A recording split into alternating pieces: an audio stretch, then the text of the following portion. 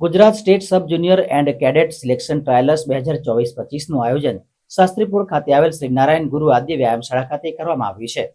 Gujarat state judo association તથા શ્રી નારાયણ ગુરુ આદ્ય વ્યાયામશાળા અને બરોડા ડિસ્ટ્રિક્ટ જુડો એસોસિએશનના સંયુક્ત ઉપક્રમે all Gujarat judo sub junior અને એડિટ સિલેક્શન ટ્રાયલ્સ 2024-25નું આયોજન કરવામાં આવ્યું હતું, જેમાં મોટી સંખ્યામાં બોયઝ અને ગર્લ્સ આ સ્પર્ધામાં ઉપસ્થિત રહ્યા હતા. સ્પર્ધાની શરૂઆત પહેલા ખેલાડીઓ સહિત અધિકારીઓ તેમજ આયોજકો દ્વારા 5 મિનિટનું મૌન પાળવામાં આવ્યું હતું, જેનું મુખ્ય કારણ દેશના પૂર્વ પ્રધાનમંત્રી મનમોહન સિંહના દુઃખદ નિધનનું છે. ત્યારે સ્પર્ધામાં ભાગ લેનાર ખેલાડીઓ, આયોજકો, રેફરી વગેરે દ્વારા પોતાના હાથે કાળી રિબીન બાંધી સ્પર્ધાની શરૂઆત કરવામાં આવી હતી.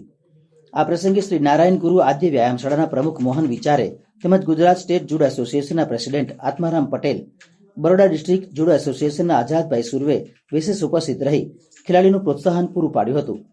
તારીખ 28 ડિસેમ્બરથી લઈને 29 ડિસેમ્બર સુધી Gujarat state sub junior and trials 2024-25 યોજાઈ રહી છે, જેના બાદ વિજેતા રાષ્ટ્રીય કક્ષાએ પોતાનું સિલેક્શન અંકિત કરી શકશે.